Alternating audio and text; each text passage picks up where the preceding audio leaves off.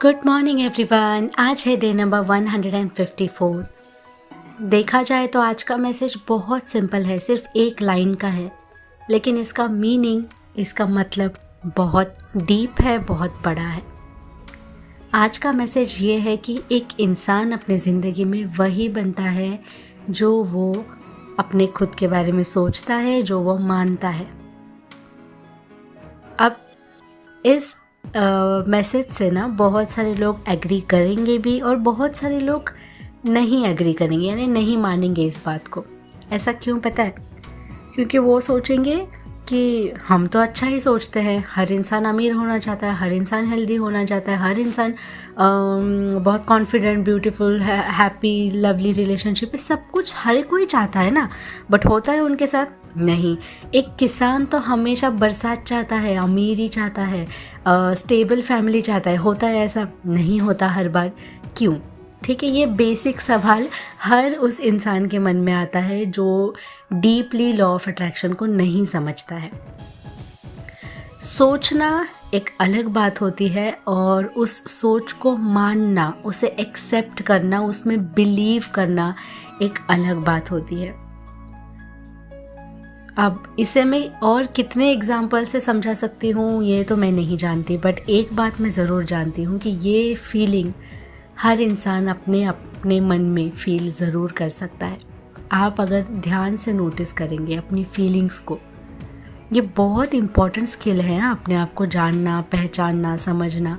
अगर आप ध्यान से ऑब्जर्व करोगे ना तो आप मानते कुछ और हो रियलिटी में और जानबूझकर सोचने की कोशिश कुछ और करते हो। जैसे मान लो आप जानबूझकर सोचते हो कि मेरे साथ बहुत अच्छा होना चाहिए, मुझे ये मिलना चाहिए, वो मिलना चाहिए, ये काम पूरा होना चाहिए, वो पूरा होना चाहिए, बट अंदर ही अंदर आप क्या मानते हो पता है? मेरे साथ तो कुछ होता ही नहीं है, मेरे साथ तो हो ही नहीं रहा, इतनी सी चीज़ें फिर भी पूरी नहीं हो रही, इतनी सी विषय फिर भी पूरी नहीं हो रही, पता नहीं मेरे साथ कब होगा, क्या मेरे साथ मिरेकल होगा। ये सब कुछ आप मानते हो, इसीलिए बिना बुलाए ये ख्याल मन में कंटिन्यूसली चलते रहते हैं। और जो अच्छे थॉट्स होते हैं ना, उन्हें जानबूझकर बुलाना पड़ता है, यानी कि जानबूझकर उन्हें सोचना पड़ता है। सोचने और मानने में बहुत बड़ा डिफरेंस है। एक इंसान अपनी ज़िंदगी में वो ही बनता है जो वो मानता है खुद के बारे में और खुद से जुड़ी हर चीज़ के बारे में। अगर वो मानता है कि मैं एक ऐसा इंसान हूँ जो कभी लाइफ में अमीर नहीं बन सकता, अगर एक इंसान मानता है कि अमीर बनने के लिए तो बहुत मेहनत करनी पड़ती होगी, इतने करोड़ों रुपए मेरे पास इम्पॉसिबल, कभी नहीं आ सकते, तो उसके साथ ऐसा ही होगा। और जो इंसान हमेशा लाइफ में ये मानता आता है कि इजी है लाइफ, इजी है लाइफ, इजी है, उसके लिए लाइफ इजी बनने लगती है। किसी भी बात में हमारा विश्वास इतना स्ट्रांग होना चाहिए कि पता नहीं, बस जिसका कोई जवाब ना हो।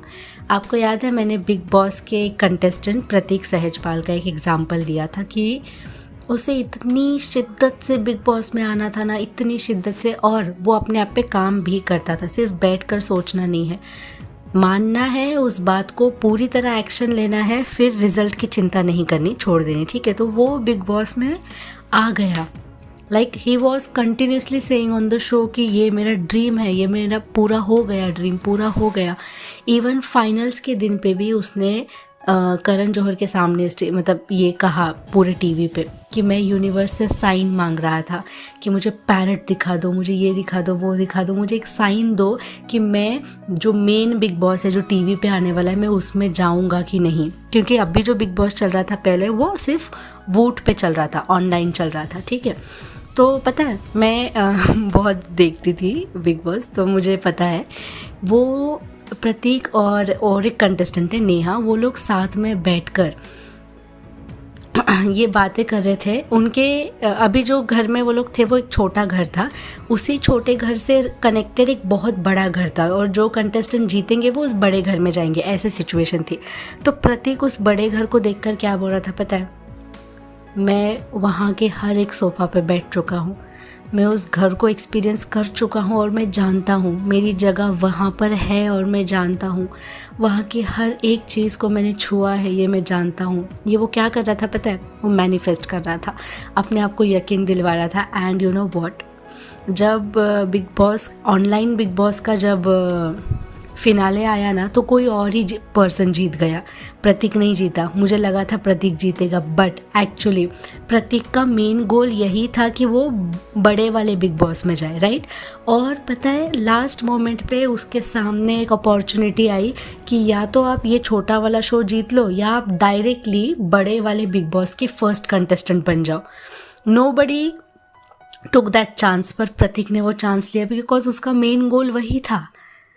एक बार बड़े घर में जाएगा तो देख लेगा ना कैसे जीतना है नहीं जीतना है एंड ऑल। और अब बड़ा बिग बॉस चालू हो चुका है कलर्स पे and he is in that house.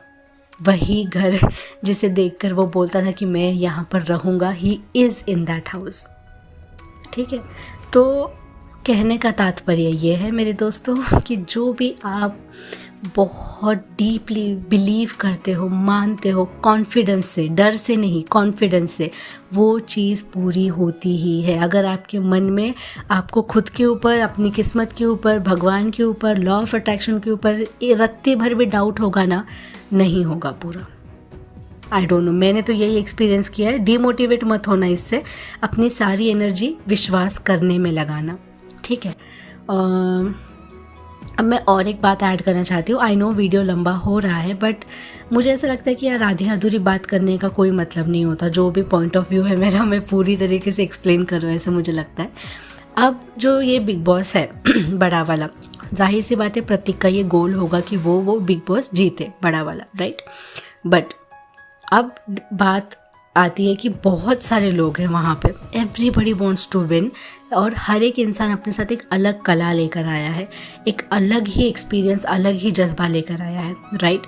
सो अब प्रतीक क्या करेगा पता है, और ये प्रतीक की सोच मैं जानती हूँ, उसने कहा भी है ये कि मैंने अपना 100% दे दिया ना, बस अब मैं जीतूँ ना जीतूँ या फिर जो भी रिज़ल्ट होगा मैं उसकी चिंता नहीं करूँगा।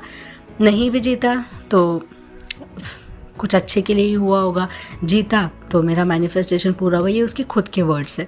सो ये एटीट्यूड हमें भी रखना चाहिए कि मैं कर रही हूँ ना तो होना ही चाहिए, मैं मैनिफेस्ट कर रहा हूँ, मैं सोच रहा हूँ तो होना ही चाहिए। ऐसे एक ये थोड़ा नेगेटिव टाइप का ज़िद हो जाती है, तो ज़िद नहीं करना है, अपना पूरा काम करना है।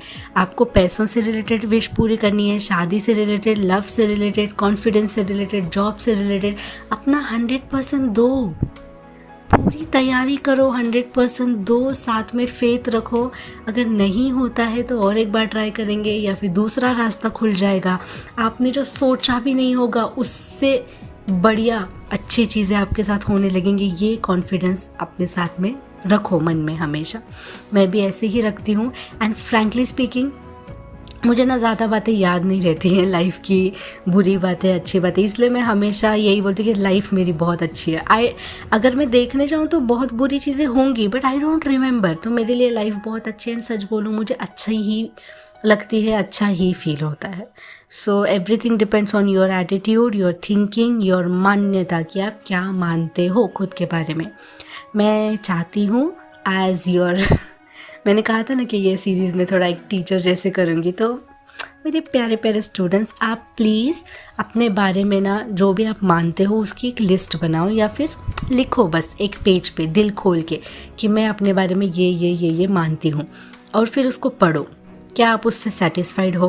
क्या आप अपना आंसर चेंज करना चाहते हो? तो चेंज करके अपना आंसर लिखो, ठीक है। बट खुद के बारे में जो भी सोच रहे हो अच्छे से सोचो, ओके।